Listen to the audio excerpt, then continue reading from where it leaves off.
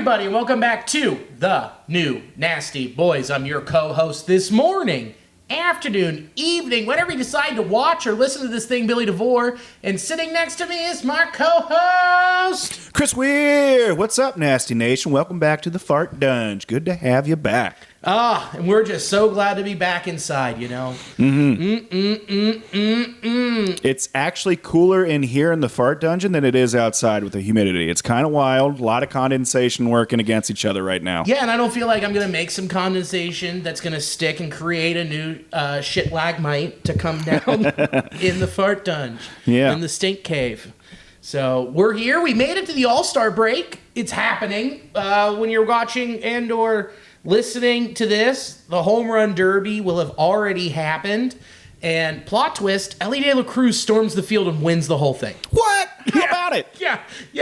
They'll look back. July 15th, January 6th. Multiple stormings. And then he did a backflip afterwards. Did a backflip. Did not get tased. And no cops tried to stop him. So very much in common. Mm-hmm. So, yeah, dude, it's I'm excited for this All-Star game. I'm excited for the Home Run Derby. I think the Home Run Derby is better than the All-Star game. I would say so, too. I think I pay attention more so to the Home Run Derby just because there's this constant action going on. Yeah. You know? And everyone loves seeing dingers. Dude, chicks dig the long ball. Mm-hmm. It's just a fact. It's been a fact since steroids came into the game. Mm-hmm. And you get to see a look at the best dumpers in the game. Oh, dude, thick, hearty, big squat dumpers. Mm-hmm. You can eat a whole bowl of chili off of some of them. Yeah, dude, I mean, Pete Alonso has a full-blown kettle going on. Yeah, he does. Dude, that's the whole chili bowl. That's the Polar Express right there. Choo-choo. Dude, man, I wonder what psychopathic shit he does this year. Yeah, for the Home Run Derby? Yeah, remember, like, he was doing deadlifts in between going up and, like, bench pressing. And then just sitting in, like, one of the just metal chairs. Not a folding chair, just, like, from, like, a conference room in the hallway, just staring at the ground and shaking. Waterboarding himself. Yeah. He's actually in a ghillie suit lying in center field right now. No one can find him. He's like, I'm trying to find a way to get the best launch angle. You just see one binocular go up. There it is. We got a little bit of wind pushing out. But yeah, dude, I'm so fucking pumped. It's so fun. And I like the rule changes. Mm-hmm. Did you see them? No, I didn't. So, in the bonus round, like in the finals, it's outs. You have so many outs you can record. Okay. And there's the clock going. Okay. So instead of just the clock and it's frantic and you're just pitch, hit, you have only like 27 outs. I dig that. That seems to be a good, comfortable medium from where it was previously. Yeah. And you don't want to see these boys, overexerting themselves. Yeah, you don't want to get all tuckered out. I'm just tired after watching the first round. Yeah, it seems to be a lot more of a stamina thing now, at least the way it was set up, where everyone's just trying to hit as much as what they can, as fast as what they can. Yeah, that's what I tell my wife. It's a stamina thing. Yeah. I'm just out here trying to hit them 475, babe. Unless MLB changes the All-Star, Home Run Derby rules, there's nothing I can do. I finish when I finish. And he's like, really? A stamina thing? Well, you're using a mini bat free giveaway down there. Well, I got my hat on backwards, so. It did have ice cream in it. So, dude, the other thing that's cool is like the bonus round, you get 3 outs, which is cool because then you could just keep rocking dingers like Josh Hamilton or like Bobby Abreu did, and you have these like monumental moments where it's just like someone could just go on a tear and just keep hitting these dingers. I like that. I'm a big fan, so I'm very excited for tonight to see what happens. I can't tell you who I picked because I put money on it, and if I tell you, that means they won't win. That's just how it works. It was Elly. Yeah, it was Elly. You're right. Yeah. It was a write-in, make my own odds kind of deal. The one thing I do like, and I hope they never change, is I hope they always allow children to field balls in the outfield because, we got something coming out there.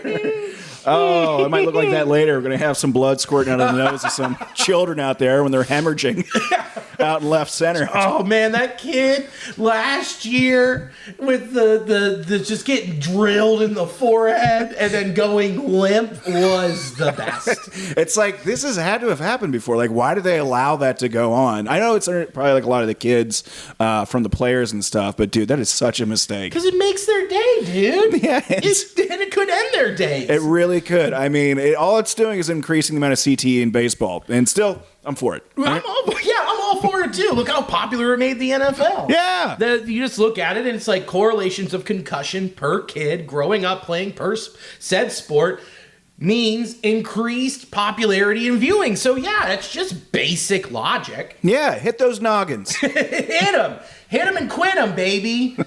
God, I over under 1.5 concussions in the home run derby tonight. Yeah, we're gonna see one kid take one to the dome. Yeah. Dude, I hope it happens and I get to cut it and put it into a reel where it's right underneath us and we just go, Look at this guy. Look at this idiot. That'd be really fun. He can't see the color blue forever. Oh, Adolis Garcia. Hey, he owes his family so much money. God, that'd be so fucking funny. I hope so. I mean, I hope so for our entertainment purposes. I hope the kid's fine. Yeah, like a kid that doesn't matter. Yeah, it doesn't matter. You know, he's like, didn't even matter. You know? Just didn't even matter. Didn't even matter, yeah. Just didn't even have a home or family or friends.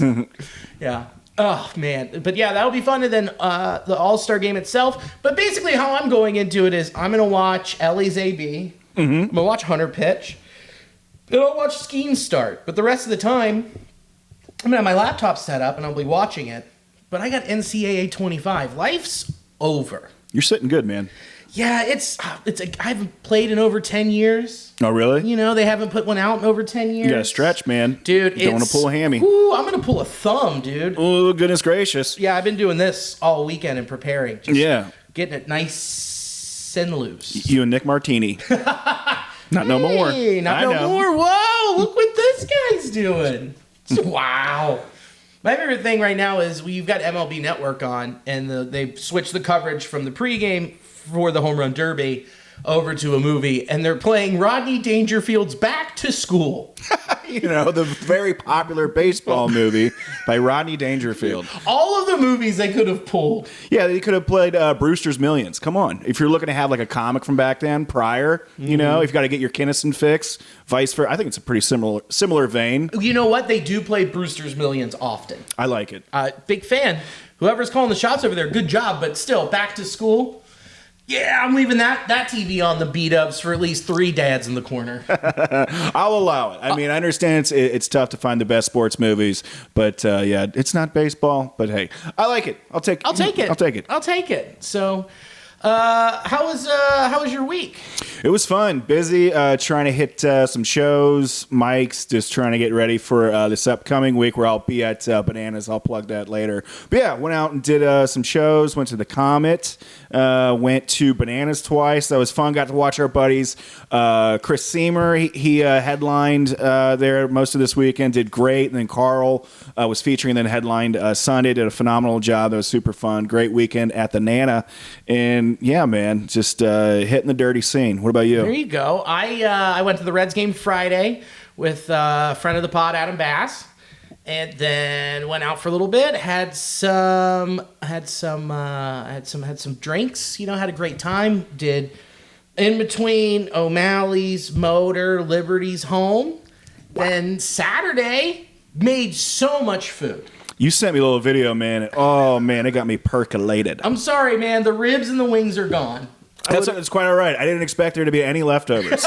Because normally when I do this, I do bring you a little something. Yeah, he gives me like a little snack bag. He'll come in here. I was like, is that mesquite? Billy's been using the egg. But yeah, what you sent me was really nice. Yeah, it's ribs. I did ribs, wings, smoked, pulled them, and then I had 2 huge like flank steaks, grilled those, and put those on. Plot twist, salads. Whoa. And then made burgers. Tight. Yeah, dude, so good. And then I pulled the double dip, went to Commonwealth for the 1-year anniversary, and then shot up the street and saw our friend Chris Seamer and Carl Spaeth at the Nanner, and then went to the Reds game on Sunday. That's a packed weekend, brother. It was a good one. It was a good one. It was nice to actually get sports and comedy all in the same weekend. So pretty freaking great. And now I'm a little sweaty and a little winded. So let's just launch right into it, you know? Let's do it. MLB Draft was tonight, last night, and tomorrow night / Tuesday. Today, the Reds have 10 more picks. When you'll be listening to this on Tuesday, they had 10 picks today. But the big deal is that they had 1 pick yesterday. The Reds were second overall, with Cleveland being with the first overall pick, Cincinnati being the second pick, the state of Ohio at the top of the board, and the Reds shocked everybody. They didn't pick Charlie Condon. They went with Chase Burns, Winapie. And we're thrilled. I like it. I like it too. We were just talking about this. I know there's a lot of opinions that are going online, and some people don't particularly see the same perspective that we do. Regardless, this is a great pick. No matter who you're going to go after, we got a really nice ball player, so let's be excited about that. Yeah, guy throws 101 is what he's topped out of the gun. He also has 3 other pitches, a changeup, a curveball, and most importantly, a devastating slider. When I said Chase Burns when I pee, I mean it. 101 on the gun. Woo, get you some penicillin, because that's on fire. Yeah, you're not joking about that slider. It is devastating. It's got some really nice depth to it. Looks real great. And he has an applicable talent for the majors pretty soon. We could see him in the bullpen potentially at the end of this year, and we could see him, in the starting rotation. Who knows? Maybe next year. It just seems like he has stuff that can play currently. Yeah, that's something that Jake, our correspondent in Seattle, talked about. It's like, who knows? If the Reds are in the chase and they need another arm in the pen, why not? If you just have him just throw a fastball at 100 and then a slider. That's a devastating 3 outs right there. Yeah. Similar to like Fernando Cruz, except Fernando Cruz doesn't throw 100. No, so he can just play right away, potentially, with the boys. So it's a pick that has an immediate reward to it, or at least one of the picks that has the closest amount of time to get value out of it. Yeah. And you also like to hear stuff that, like what Danny Graves said, is that he isn't too far behind Skeens in development. The current starter for the National League in the All-Star game. That's high praise. You're the guy who's just taken the league by storm, and Danny Graves, who watched him all year on the ACC network, went, yeah, he's not far behind. That's extremely encouraging. The Reds farm director called him a big, hairy, scary monster. So that gets me really excited. And with all these picks and drafts, we will see this come out, over the course of some years, seeing how they do develop. There's been a lot of for sure bets and drafts that just haven't come to be. So let's just see what happens here. I'm excited what we have with Chase. And I do like that. A big, hairy, scary monster. Big, hairy, scary monster. I wonder when he heard that what Chase thought. He was like, dude, I'm not that hairy. I know. I was like, am I looking at the wrong guy? Yeah. No beard, clean shaven. He actually has like a little stubble like I do, and he's just like, yeah, dude, I'm not that hairy. Where'd you get those photos? You're insulting me, man. Yeah. What's really great is friend of the program, C. Trent Rosecrans, also said there was no higher upside pitcher in this draft than Chase Burns. That's good to hear, because there was a lot of bats, and there was also a lot of talk about inflated offensive numbers, especially with Charlie Condon, where it's like, yeah, he was playing in a park in Georgia that he could mash balls out of, and so could a lot of other people. And you saw a lot of other guys like Caglione and a few others along those lines where it's like, yeah, they hit a lot of dingers this year. So did everybody else, where it felt like, 2018, where Scott Schebler had a 30-homer season. Yeah. And you're like, the fuck? No, that's not real.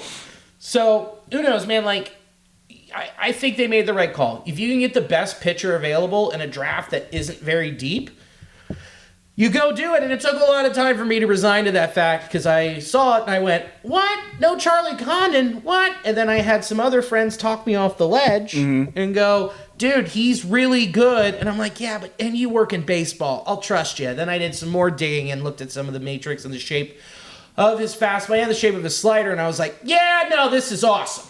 Yeah, check out those highlights because they're pretty nasty. Ooh, God. I mean, just the on the slider gets enough to just little tingles. Yeah. Yeah, a lot of tingles because it burns. I need penicillin. So I'm stoked to have him on the team. I think it's a good pick. Me too. And then their second round pick was Tyson Lewis, high schooler from Nebraska who has a lot of power, a quick bat, and he's a shortstop. I mean, this just fits what the Reds do in the draft at this point. Mm-hmm. And he's a speedy guy, so that seems to be something that the Reds, it just works well for the composition of the players that they're trying to put together here. Yeah, and I think that they went and got him knowing he does have a deal with Arkansas and place to go to college. But, hey, here's guaranteed money. How about you take that? Yeah, you want to live your childhood dream while you're still a child? Right now? Cool. Mm-hmm. We'll help you pay for University of Online Phoenix if it doesn't work out. We'll figure it out. And then they went and got another college starting pitcher in Luke Holman in the second round, the compensatory round.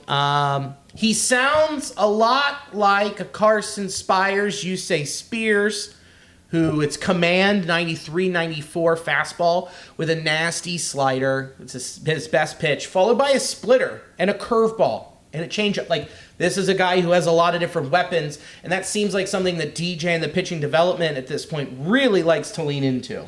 Yeah, and you think about with Abbott, who isn't a guy that's going to blow you away with speed, but it's the pitch mixes. It's the ability to use the stuff that you have to get the batters out. It's not about blowing them away, much like you're saying Spears. Pickles. That's what I say. I say pickles. I say pickles. That's what I call them. I say bread and butter. Yeah, but I think he'll play well with the Reds pitching here. I think I like the way his stuff seems to track. Yeah, I do too. So I'm excited to see him. He could be like a Ty Floyd, where we see him in 2026, 2027. Or if he develops even better, awesome. And if he doesn't have the command, who knows? Throw him in the pen. You got a lot of options. And again, this draft isn't very deep. So when I kept looking and seeing who they picked, someone I got excited about was the third round with Mike Sirota. Now, this was a guy a lot of people had going late first round at the beginning of the college season. Some people had him in their top 10, and he had a really, really bad first couple weeks and then blew up. Guy plays center field. He's fast. He has a compact swing that has a fair amount of power and could develop a little bit more power, but more importantly, doubles power right now. Could have homer power. It's a very similar type to, say, someone like TJ Friel. Mm-hmm. So you like to see that. Yeah. He'll pair well with the other guys. Again, is drafting athletes. Yeah. Couple of athletes out there, couple of athletes on here. We get it. Tomato. Give me the food. Yeah, Spires, Spears. We're real close. Mm-hmm. So now you just take and you look at the rest of the draft, and then including most of these guys, and you get out a little box, and you open it, and then you put those names in there, and then you close it, and then you lock it, and then you go into your backyard, and you dig a hole, and you put that box in the yard, you cover it up, and then you come back in like 9 months and you go, I wonder where we're at with most of these guys. You can leave Burns out of it, but most of it, you just leave them in the box. Mm-hmm. Don't think about them. Don't worry about them. Don't overthink it, especially when it comes to deadline time and in the off season where they can make some moves. But a lot of those guys, you stay right in that little box and you stay in my backyard. I dig it. Let them grow. But hey, you want to dig it together? Yeah, let's dig it, man. Hey, here we go. So there's your draft stuff, which, yeah, dude, I'm always excited about the draft. I'm just tired of people overvaluing the prospects that we do have. Mm-hmm. Because guess what? You get to take like a whole bunch more the next year and see what happens. So we'll get into that a little later. Give it up for Rece Hinds, NL Player of the Week. How about it? Who else was it going to be? Yeah. Who? Not a bad start, right? No, not at all. I mean, who else had a 423 average, a 1.65 OPS, 5 homers, 11 ribbies, 9 extra base hits to make an MLB record in their first 6 games, 31 total bases, and a WRC plus of 341. That's like good. Yeah, and I'll also say to add on to that resume, one of the best smiles I've seen. Dude, Rece.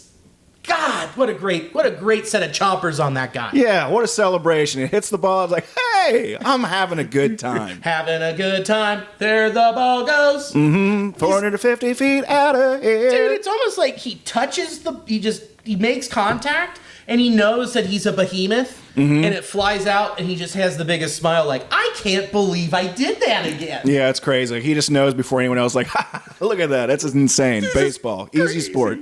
He just has like the Jason Bourne effect where he wakes up every morning and someone has to be like, hey, you're a professional baseball player. Oh, okay. You know how to swing. Oh, all right. Nice. And then he goes and he just picks up a bat and he hits bat BP. He's like, man, I can do that. His friends are like, yeah, dude, you did it yesterday. You're like, shut up, he knew that. Don't rock him out of his rhythm. And then he gets out, and he goes out in the field, comes up and bats, and then does it, and gets that big smile. He's like, oh, man, I remember this from the last time. And then it all shuts down again when he goes to bed. Yeah, just a phenomenal week. I just cannot say. He's Jason Bourne. He's Jason Bourne. I don't know. You don't think he has swinging insomnia, his smiling that big? Dude, I just... Not insomnia. What is it? Where you lose... Memento? Yeah, it's Memento, but what's the thing? Oh, amnesia. Amnesia. I said insomnia, didn't I? Yeah. That's all good. No, I'm an idiot. Swing amnesia. Well, I mean, yesterday it was his first game where he didn't get a hit, right? Yeah. Of his career. I know. Washed. Send him down after the break. Yeah, and I'm so excited. We were talking about having like a big bat in the outfield, and is this the answer? I don't know. I mean, we'll probably get into it in a bit, but obviously, if the man continues to play like this, they're going to have to rewrite the entire, record books. He's going to come down a bit, obviously, but for right now, this is super fun to enjoy, and just watching someone get out there and have fun. It's been a blast. Yeah, I mean, like the amount of RBIs that he had ties only the start of a career to like, I don't know, Barry Bonds. And then there were some comps to Willie Mays over the course of his first 6 games and extra base hits. Yeah, insanity. Yeah, it's just him and Willie Mays hanging out on that sheet of paper in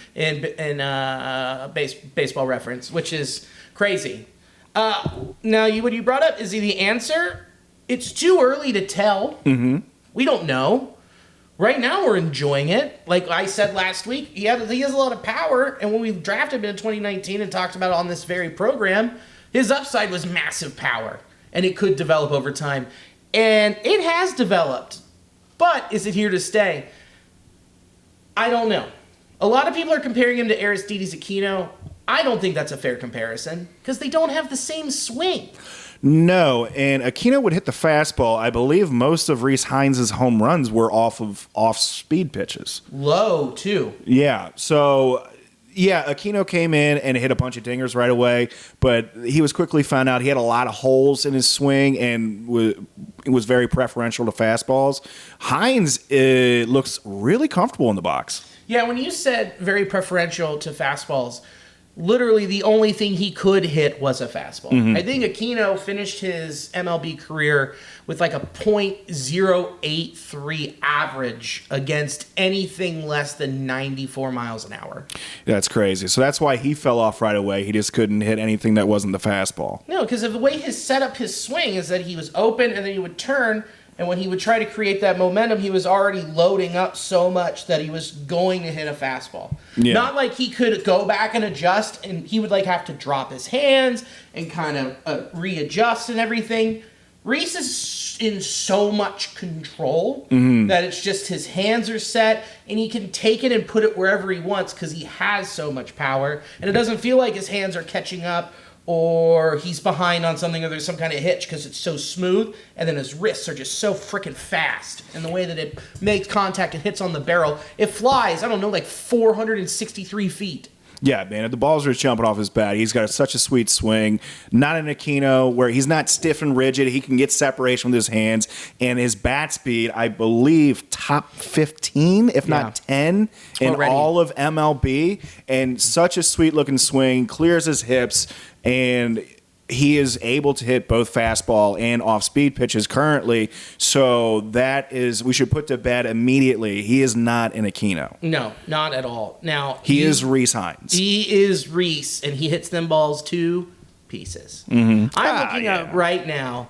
I'm looking up swing speed here, and now I'm trying to find out how to do that again on Gotcha. On Baseball Savant.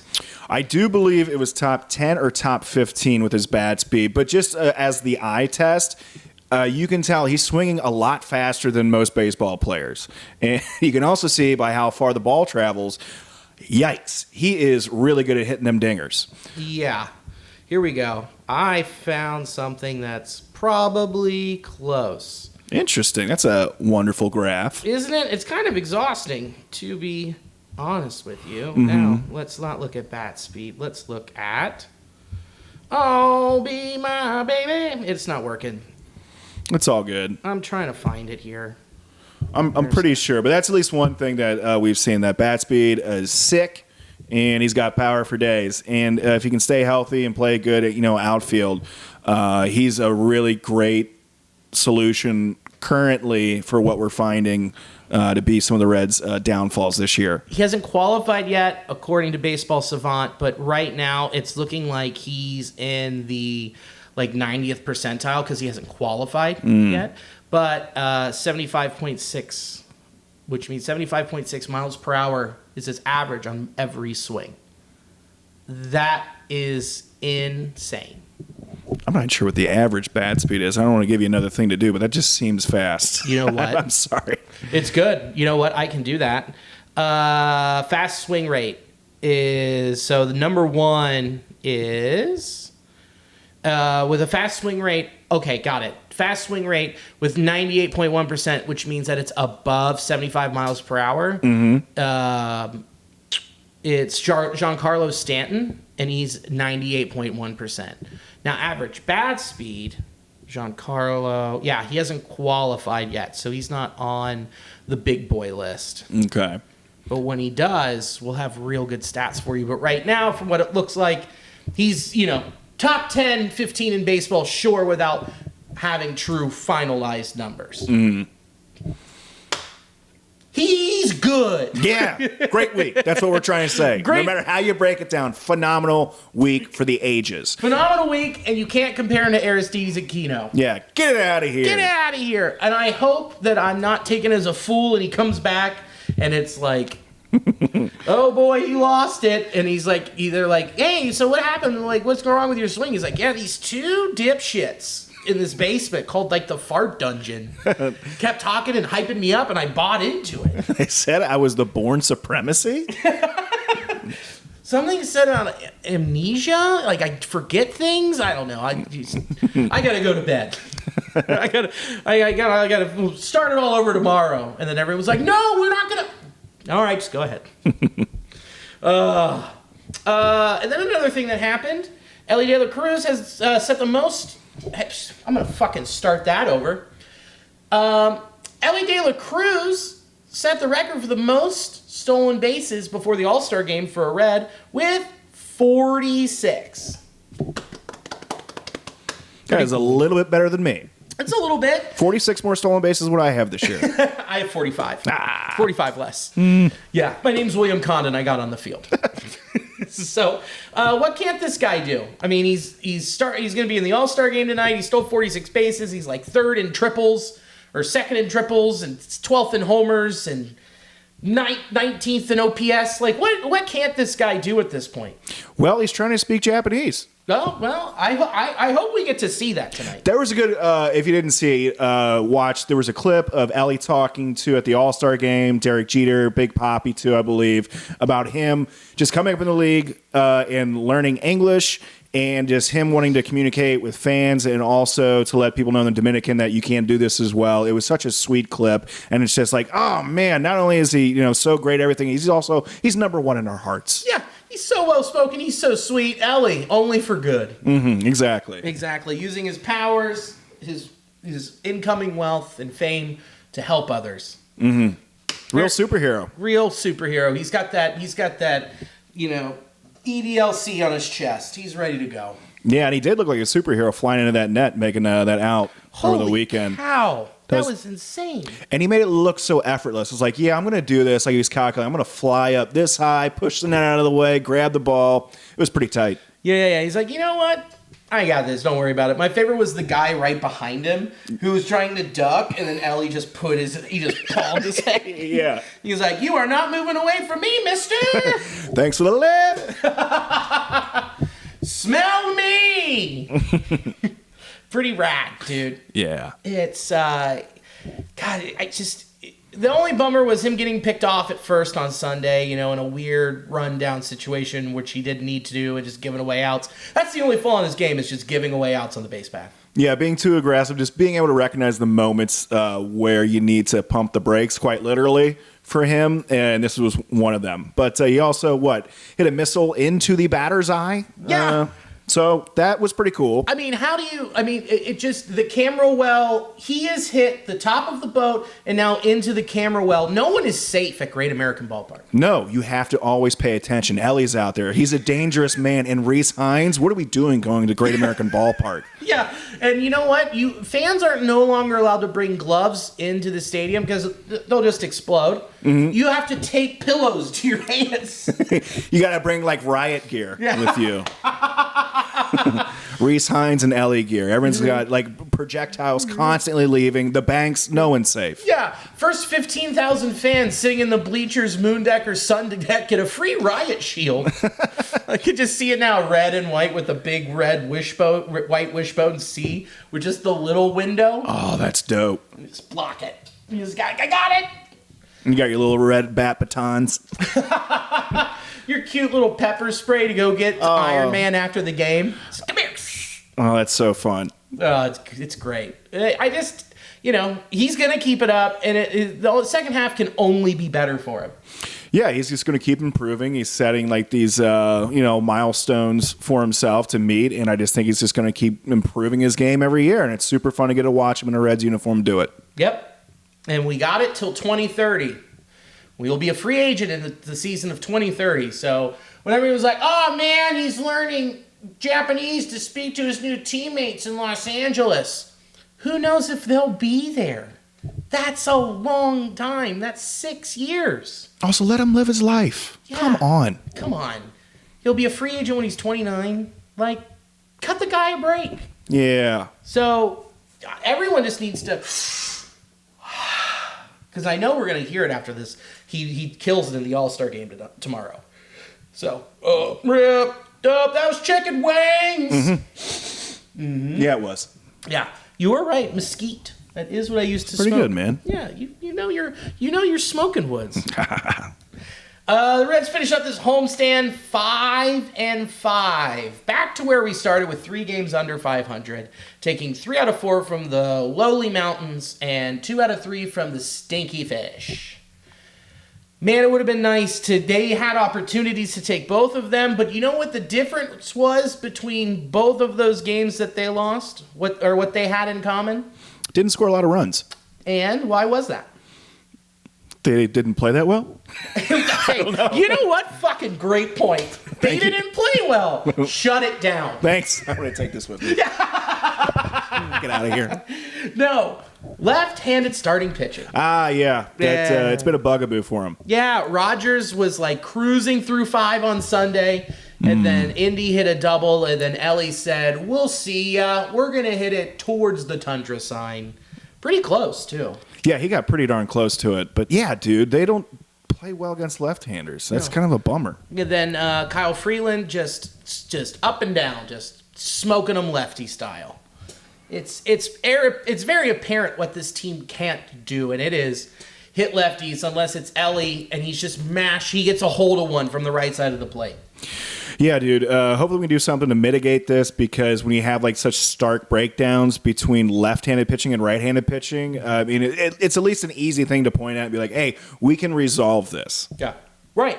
And you also have Jammer is up and down hitting against lefties, but then when your outfield is so shallow, where it's well, I guess we have to play Will Benson or Jake Fraley against the lefty, that's automatic out. Mm-hmm.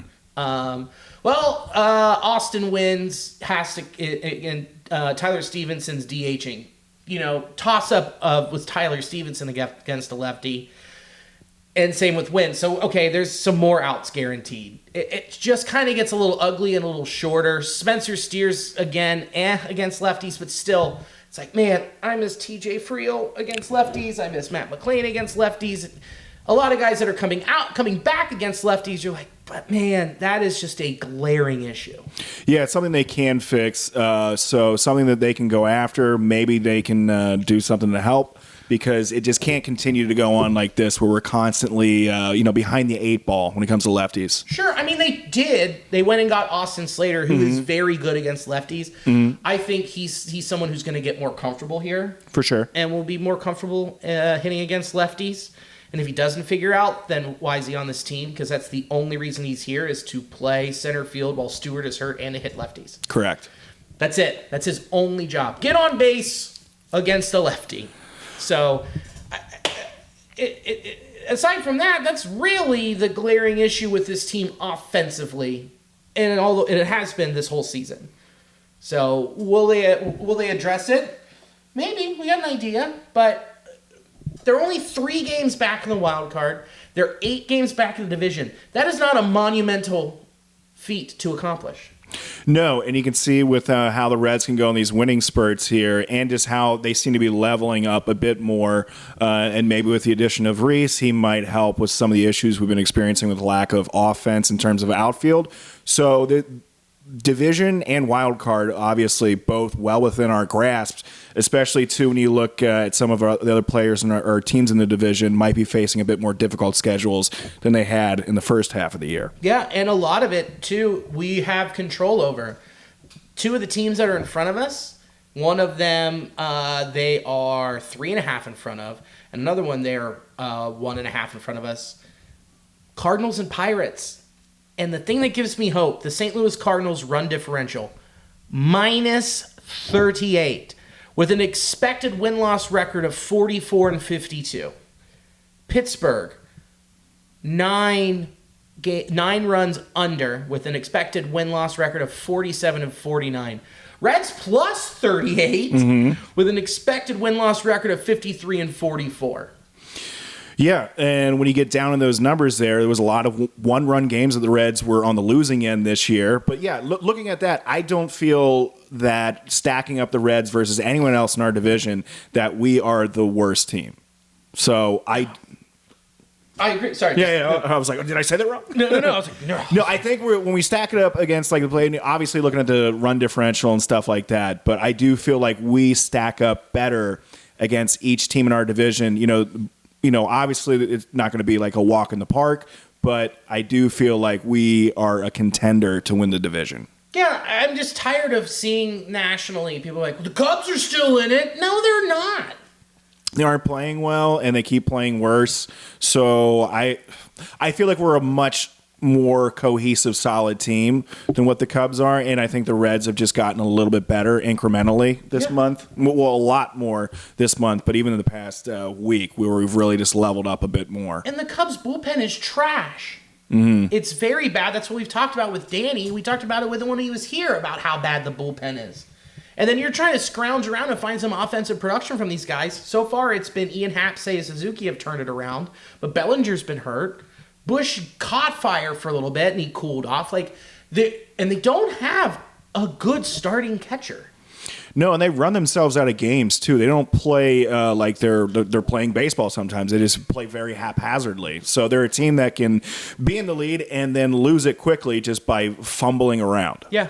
And the Pirates, the way that they have to play perfect baseball. Defensively, they're starting pitching, which is definitely a strong suit. It's a bummer Jared Jones is out for them, but that's a 3-headed monster. They have to play perfect defense. Hopefully they can get to the 7th with the reliever coming in and their back end of their bullpen coming in and shutting it down. And they're perfect because they've won a lot of games, 1-0, 2-1, because their offense isn't very good either. Mm-hmm. Where the Reds, they can just go off at times. They can have these big explosive innings, score a bunch of runs, and of course they can go quiet, but that seemingly be the games when they're playing, left-handed pitching. So I think we stand a lot better, opportunities to fix the holes in our game and continue to improve on the stuff we already are improving on. Whereas the others, I think, we see the ceiling of their ability this year. Yeah, and the Padres, we know their limitations too, which is their starting pitching's been hurt. Their bullpen has holes in it as well. And the Diamondbacks, I mean, they're without Merrill Kelly. They're without. They're without Zach Gallen. They're without a lot of those pieces that got them there. Corbin Carroll has not been Corbin Carroll this year. No, and he was so critical to the team last year. So they seem to be in a bit of a disarray, but still, we are 2 games back from the Diamondbacks, and they're the team that's looking out from that last wild card spot just behind the Mets. So extremely close, the Reds are. And the Mets will Mets. They always have, and they always will. But yeah, man, when you look at it, there's a lot of room, and you can get very excited, and especially with people possibly coming back. You look and you go, man, you know what? They can go on another run. They can get a couple pieces. We'll see what happens. Coming out of the All-Star break, 3 at DC against a team that has already started to sell. They traded Hunter Harvey on draft day. Then they've got 3 at the Braves. Don't like that. And then 3 at Tampa, who Tampa's at 500. And let's see what they do. They're crafty. They trade dudes in the last year of their contract. Who knows? They could just unload a bunch of folks right before the Reds show up. Very true. And could really gut their organization to be like, we're playing for next year, boys. Mm-hmm. And speaking of the Braves, I mean, the Reds tend to play well on the road against teams that are really good in their division, or, teams that are just playing really well. Yeah, I mean, look what they did in Philadelphia early in the season. 2 out of 3. They went to LA. They dropped 2 out of 3, but then they swept them at home. Who else, class-wise, that we were looking? They went to New York. They swept the Yankees. They swept the Yankees. Yankees had a wake-up call and went on a run.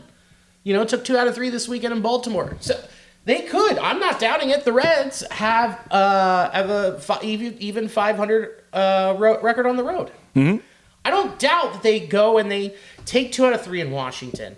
They take 1 out of 3 in Atlanta, and they go down to dirty, awful, stinky Tampa and their tent that they call a dome, and take 2 out of 3 from them. Yeah, I can see it happening. And then that puts you in a really good situation where it's like, they just gained 2. They would have gained 2. They would have gained 2 of those games back, and they were just 1 game under. 1 game under at that point? Right. Yeah. That's a good benchmark to see. If we can be, let's say, 500 when we're meeting the Cubs, and then at that point, sweep them. Yeah. Sweep them. Sweep. Get the brooms. Yeah, I think that'd be a good spot. That's a good benchmark to find yourself at, and then just keep shifting gears. Shift it around. I mean, do we see the Cubs being buyers at the deadline? They're kind of in their own market, which is for starting catching, but the other market that they're in is bullpen help, and that's going to be expensive. And is their front office going to be willing to pay the price for what it's going to be?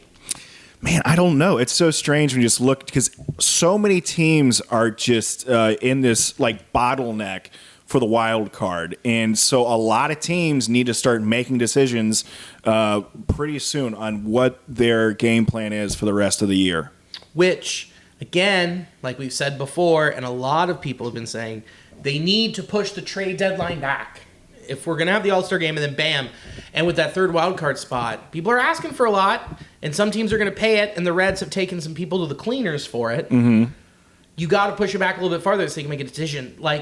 Okay, I just wanted to pull this up and take a look. After the trade deadline, they're at home against the Giants, and then they're at the Marlins for 4, at Milwaukee for 3, home against the Cardinals for 3, break on Thursday, 3 at home against the surging Royals, and then at Toronto, who are going to be sellers at the deadline, at Pittsburgh, who knows what they're going to do if they pull the trigger or not, and then 3 at home against the A's, and then 3 at home, 4 at home against the Brewers. Wow. You really have it all in front of you. Mm-hmm. That's when you go on the run. Yeah, you control your own destiny there, and if you win, you're going to find yourself in a much better spot than what you are currently. You're going to find yourself gaining that momentum, and if you play like you're supposed to, which honestly they did against the Rocks and the Fish. Mm-hmm. They whooped up on them at times. and they did play well. So hopefully they can continue to do that and beat up on the teams they should beat up on and really step up against the teams that, it really matters. Yeah. So with all of that in mind, are they going to be buyers or sellers at the trade deadline, or is it too early to say? Do you think you need like another week? Me? No. I know what I would do, but I do think the people that do control the money are going to wait a certain amount of time, and they probably have some idea of games being out of the wild card where they're like, this is the breaking point. I think the Reds should and they need to go out and spend some money and get some additional offensive help. But I do think the front office is going to wait and see how the next, handful of series goes. Yeah. I could see them looking at till they get home, because it's the 31st is the trade deadline. Mm-hmm. So I could see all right, let's see how this stretch goes. Let's see how this run shapes out. And then they're at home against the Cubs, and they're like, okay, all right, how many are we out? How many are we close? What's our run differential? What's our expected win-loss? Let's look at these and then dig into the metrics and go, what do we really need? And then evaluate what it's going to cost them compared to if they were to make moves. I think they're going to do a mixture of both. I think that they have enough depth where they could trade away a reliever or two. Say they could trade away Buck Farmer, someone who wants him. They go, man, that's a pretty sparkling ERA, 2.8. Okay, we'll give up, some guys who are, minor league top 15 prospects within their organization. Someone say like Lucas Sims if it starts to tank even more. Or Brent Suter, Nick Martinez, who has a player option for 25. Justin Wilson on a 1-year deal. These are all guys they can move and get something back for and not get anything in the offseason when they walk. True. There's going to be a combination of things that they can do. You don't want to miss any opportunities. You don't want to let anything spoil that could potentially get you something that you need. So, looking at this stretch here, I mean, this could be the most critical stretch that they have in terms of what is the outcome of this season going to be. And, if they do go on a bad streak here, come 29th, for the home series against, the Cubs, they could be selling a lot more pieces than what we anticipated. Yeah, and our asking price already, we saw the market get set. The Royals traded for Hunter Harvey. They got Caden Wallace, who was the second best prospect in the Royals system, which again is shallow because they called up a lot of those top, their top 10 guys in the past year or two or three. So it was a little not as top heavy as it used to be. But they also traded their late first round pick, their competitive balance pick, which you're allowed to trade, along with that for Hunter Harvey. There's your market. He led the league in blown saves last year. He has the skill set. The guy's got some tools. But that's the market for somebody like that who also has another year of control. The Reds can get some guys in AA and AAA to fill some gaps and fill some holes by trading away. So if it starts to tank, you just see which guys are starting to go, which ones are staying here for the real push, and then saying, oh, we called up Zuleta. He's going to be here for the rest of the year because we want to see what he has. Or what is it, Max Honeywell, the guy that's Maxwell, the guy who's killing it in Louisville, and then Tony Santin stays up. So you got you're just trading away from depth that you have at the major league level to get stuff to fill in back in the minors and pull those guys up to have in the majors. So you could see that happen if it starts to slip real quick. Yeah, and we are definitely hoping for that they are playing well these upcoming weeks here so that we can make some interesting moves. But it's that combination of you want to do what you can to help this year without hurting next year and just figuring out where you're at within that barometer to figure out what your choices are going to be. Yeah, and no matter what, I think they can be buyers. I think they can, and sellers. But more importantly, buyers. The Reds need to be buyers and need to go get Brent Rooker from the A's. It's very possible. Oh, I'm back on it again. Yeah, I'm back on it again. Bring in Brent Rooker. He can help them for the rest of this year, for all of 25, 26, and 27. Doesn't that sound like a good move? That sounds great. That would help a lot of our problems. I know he's so streaky. I get it. But he's a huge bat. Listen to what he's done in July, okay? .488, .588 with a slug of 1 with an OPS of 1.558 in 12 games. He's got 6 homers and 15 RBIs, 8 walks, 11 strikeouts. Okay, strikeouts aren't great, but dude, the guy has so much pop. Would you rather have someone where you trade for like Brent Rooker, or do you wait till the offseason and go sign someone like Santander and pay for the power? Because then you can also go out and you can sign more relievers on 1-year, 2-year deals and pay them that way too. I think it really depends on how willing the A's are to part with him, because they're at a very low point right now. So we could get Brent Rooker for a very solid deal, and he could supply immediate help with the Reds here against left-handed pitching. So I think he supplies value right away. Yeah. So I like it, but of course it depends on what we can give up. But I think the package that you put together looks good to me, and I think it might look good to the A's. Yeah, and when I mean he's starting to get expensive for the A's, here's what I mean. He's starting arbitration. They don't want to pay anyone anything any more than they're worth. So they're going to want to move him, and they're going to want to bring in major league ready close talent. Okay? Here is my trade proposal. The Reds get Brent Rooker.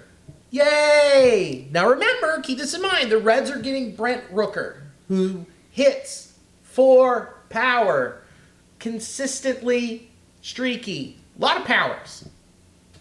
But here's what the Reds are giving up. Will Benson. Okay, he's pre-arb. Look, you didn't give up a lot to get him. He's still young. Let him figure it out in Oakland. Well, actually, sorry, let him figure it out in Sacramento. Will Benson, Blake Dunn, Jacob Hurtubise, and Chase Petty. Oh, yeah, Chase Petty, 5th or 6th overall prospect for the Reds. Big arm. Who also had a dip in velocity this year. Don't tell him. Shh. But there are 3 outfielders who can float between the minors and major leagues. And Chase Petty's someone they can develop and see, you know what? High upside, ceiling is, guy's a 2 or 3 starter with a big fastball. 4, he's a reliever with a big fastball and a slider. I think that's a good package. Also, you're going to have to give up some people to get the players that you want. There's not going to always be the deal like, this feels great to me. You're going to have to part. We love Will Benson, love seeing him play baseball for the Reds. Had some great moments. But yeah, I can see him developing more on a team that needs him, like the A's will, whereas the Reds, it just doesn't seem to be coalescing currently. Yeah. The A's would just leave him in right field and go, you're hitting righties and lefties. Why? Because we need warm bodies. Mm-hmm. Just get his reps up, get more at bats. That's something you want to see. I mean, how often you see, like with Fairchild, he got so much better getting regular playing time, and I think Will Benson could benefit from this as well. Yep. And Blake Dunn, young guy, controllable. There you go. Real sturdy head. Yeah, sturdy dome. He has, he's got a good swing tool, a lot of contact, doubles power. And Hurtubise is just a guy who will spray it. He's good people, and he, 4th or 5th outfielder for any major league team, or, an everyday left fielder for the A's. He's a good kid. He's a good kid. He's fast. He's a good kid. Good kid. But that's a trade package that gets it done and makes both parties happy. I think that makes both teams better. Yeah. I did not trade Jake Fraley in this situation. I think Jake Fraley can be, a good platoon, a good fill-in, a righty reliever, come up and take his hacks and, fill in on a Sunday for when somebody needs a day off right now. And I don't think it'd be fair to trade him at the moment. So I agree with that, and I do feel that he will have a better year next year, kind of gets himself a bit more leveled out. And, yeah, I think Fraley's going to have a better year next year. Yep. So let's get to these injuries, huh? Oh, yeah, and also, yeah, you're giving some people up. Look, Cam Collier won the Futures Game MVP. Kid's got power. Mm-hmm. He has now become untouchable after that happened. Like, that's just not going to happen. They didn't draft Charlie Condon, so which means he's going to be your third baseman moving forward in the next couple years, seeing how Marte develops and everything else. and where he could be in 2 years. Also, they're going to just need more chips in the corner moving forward. So, like, that's what they could do with those relievers. And also, Rhett Lauder, Sal Stewart, and Edwin Arroyo, they're off the table. I didn't trade any of those guys. You're welcome. And I made the Reds better in a department where they need it. Good job. I know that they led the month of July with the most amount of homers so far. But that's not gonna stick always. No, that's not sustainable. And once you get more into those numbers, you can see where the issues are. Like we already covered, yeah, they can go ham one day, but when they're facing a lefty, that's when the flaws start to coming out, along with some other issues that we have with depth at the moment. Yeah, like homers, like all the other times of the year. Yeah, we don't get to play at Yankee Stadium every day. A very similar way, but not every day. All right, injuries. Okay, this is rad. Reds manager David Bell said on July 10th, 5 whole days ago, Matt McLain has been cleared to take dry swings and will build up his progression toward beginning a minor league rehab assignment on August 12th. You don't buy it. I have been hurt so many times. I'm not getting cucked again. Normally I like getting cucked, but this is not fun. Not when Matt McLain's on the plate here. I've just tried to level my expectations with this team, especially when it comes to injuries. And with the type of caliber of player Matt McLain is, I don't think they will try to rush anything. And the way I feel like they've been setting their expectations, I think they've been setting them a little too early on strategically for hope. So I don't want to bite on that hope they're dangling in front of me. Yeah.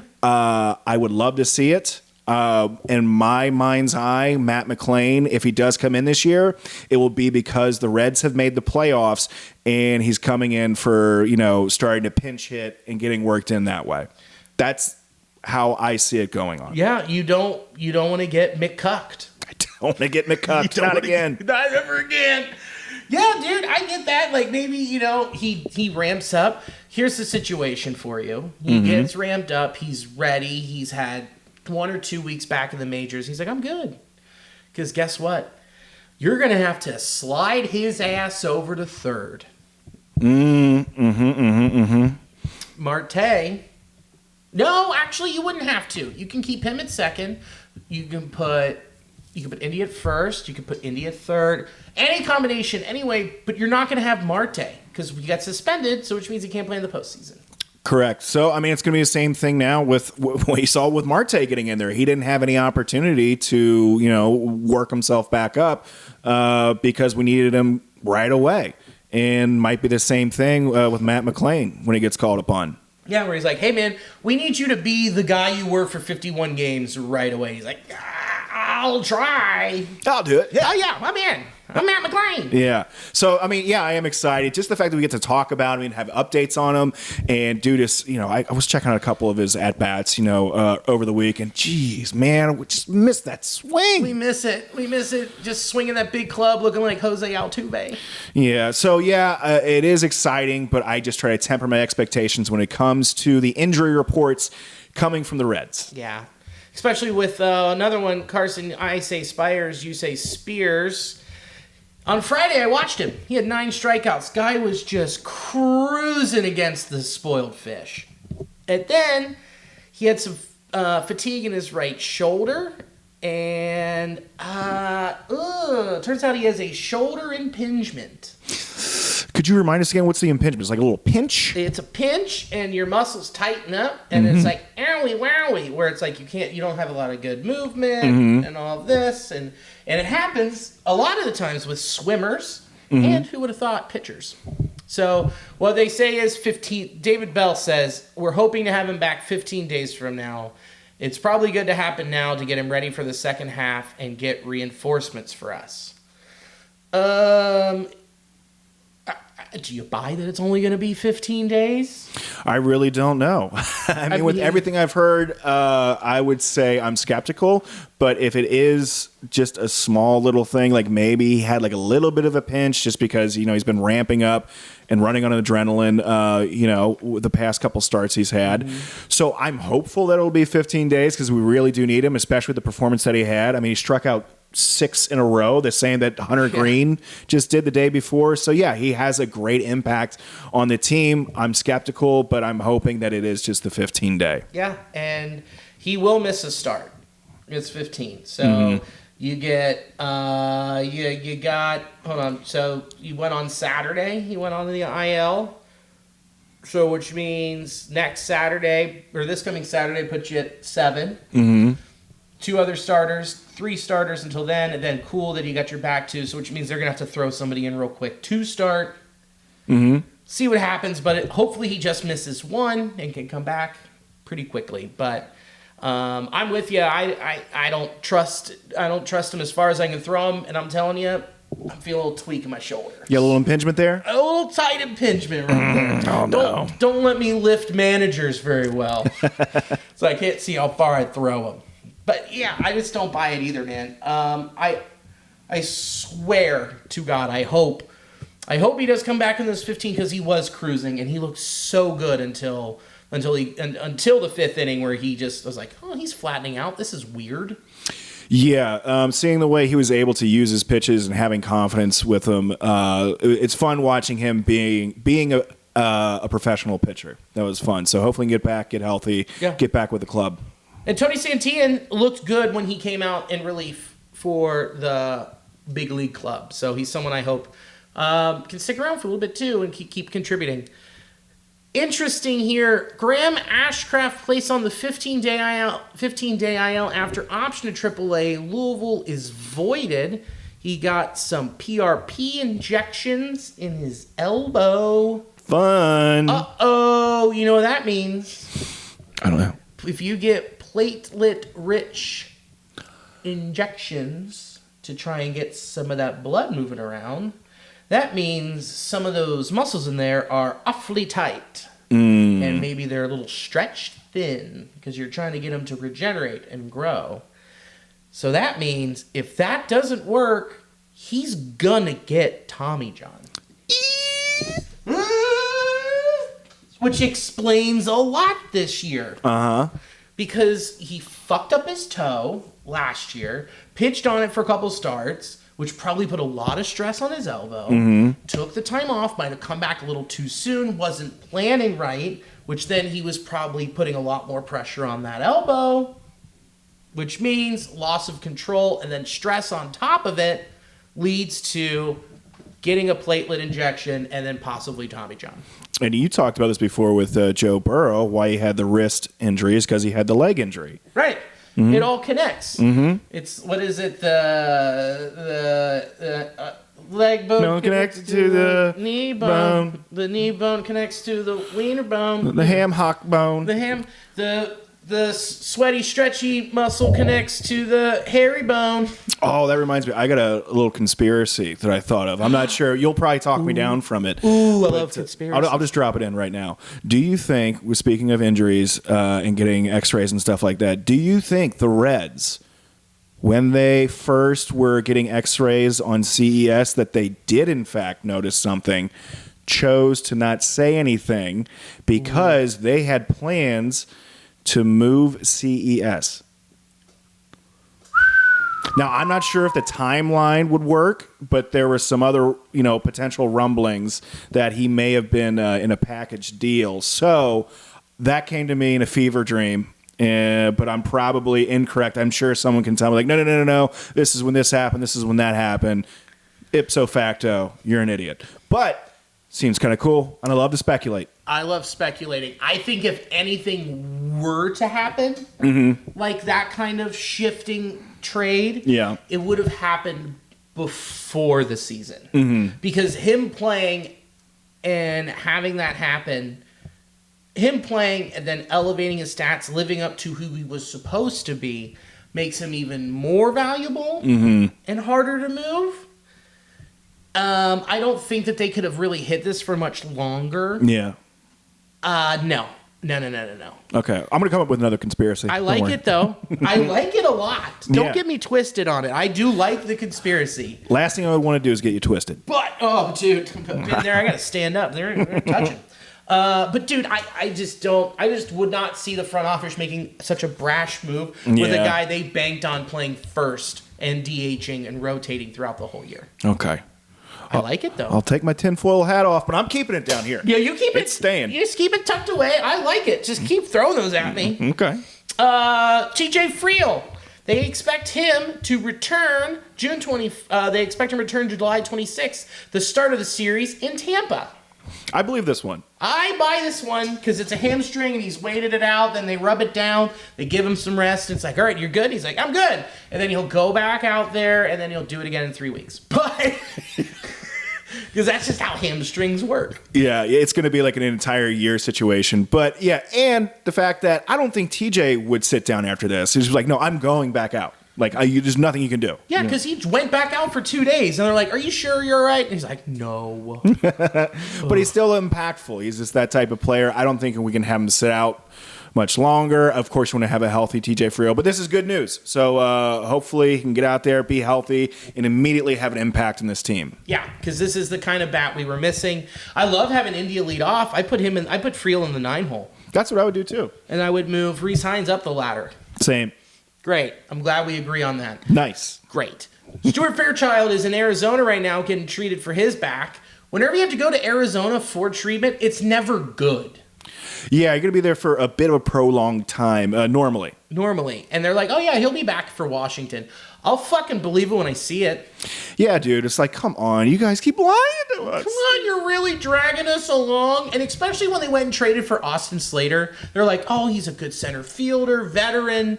Has a good glove and plays a good center field, hits lefties. It's like Stewart's back is worse than they're telling us. Yeah, that seemed to be like a situation where they immediately had to resolve something. So it does make me feel a bit so like, there's more to this, right? You're not telling us everything? Okay. Yeah, they immediately showed us our cards and they were just like, yeah, we were bluffing. Get us to Austin. Yeah. So Nick Martini did not have a jam thumb, but he had a torn ulnar collateral ligament. Torn ulnar collateral ligament. Mouthful for a thumb injury. Tore his thumb. It went night-night. But David Bell said, I hope he can return this season. You know, it was a jammed thumb. He'll be back in 10 days. Rub some dirt on it. Boo. And he wasn't. So this is why I just have very little faith, and I agree with you on not having much faith with having, I'm sorry, I'm doing my best, Trump. Having much faith, no faith in this organization. It's a mess. He would make a Jewish sound like that. It's like, I pay them to make those sounds. But no, that's why I don't buy anything this medical staff or David Bell tells me. Yeah, I feel like you got to read the tea leaves when you get information from the medical staff, and you got to pair that with David Bell's poker face. Yeah, and combined with David Bell's past, which was him working with the Giants in their medical facility, which was like player correspondence with the medical staff. It was like something with sports development and physical therapy, like a really odd position with the Giants, along with development. So it's like, he's like, yeah, you tell me how you feel? All right, got it. We're going to gaslight the fuck out of this guy. Yeah, I'm with you, man. I just don't really trust a lot of stuff that we hear. It's a bummer, but I get it at the same time. You got to play it close to the vest with a lot of these injuries. And also, too, you just don't know a lot of the times. However, a lot of times they have really dropped the ball. They have really, really dropped the ball. We got baseball back Friday, Saturday, Sunday. So we got some time off. We're going to watch the Home Run Derby, which has already started. And I'm seeing some texts come through. And I'm very mad that they're telling me what's happening. But it's okay. Let's round third and head for home. I'll start, which means I'm just immediately deferring to Chris. All right. I'm going to be headlining this weekend at Go Bananas. It's going to be Thursday through Sunday. It's going to be so much fun. Please come on out. Going to be a blast. Got my good buddy Camel Connor's going to be featuring. I believe we got Phil Pointer hosting. Yeah, dude, it's going to be a great time. Billy's going to be out there. We're going to have maybe a John Holmes. I don't know. We're going to have some guest sets. It's going to be fun. Come on out to Go Bananas. Watch me headline. Watch Billy. There's going to be some great comics. That's what I'm promoting. It is a medley of friendship and comedy that really showcases you and all that Cincinnati has to offer, and I couldn't be more excited. Same, buddy. How do you like that for a little plug right there? That was nice. Yeah, that was good. That was good. I have the name. I'm going to announce it here. I have the name of my special figured out. Ooh, drop it on us. Billy DeVore, Winded. Pretty good. I like that. Yeah, I've been winded on this pod a few times. Nice. So you guys get it. Nasty Nation understands when I run out of breath. That's good. That's a really nice one. Billy's been trying to figure out a good name for that good special he just recorded, so I'm excited. That's fun. Good special. You're far too nice. It's fine. That's a good special. It's fine. So, we all had a blast. Thank you to Sports Drink for hosting the audio of this podcast. We appreciate it. They're a coffee shop in New Orleans that is now hosting stand-up comedy shows. They've had the likes of Sam Talent, and they have not had the likes of Chris Weir and Billy DeVore yet. We need to fix that. Mm-hmm. Thank you to InTheClutch.com. Get all your awesome MLB PA shirts. There's going to be some cool stuff to drop from moments in the All-Star Game, the Home Run Derby, and... Rece Hinds! I'm a big ketchup bottle! Look at him! Look at me, huh? I'm a big ketchup bottle because I like getting hit from the bottom. That and you flip him upside down, water squirts out. It's the pre-ketchup. But yeah, this is a fun one. You can get that there. It was my idea. I look like ketchup. Thanks for having me in the Fart Dungeon doing this every goddamn week. Hey, anytime, brother. Hell yeah, brother. And as always, thank you for watching or listening. And as always, go Redlegs. Go Redlegs!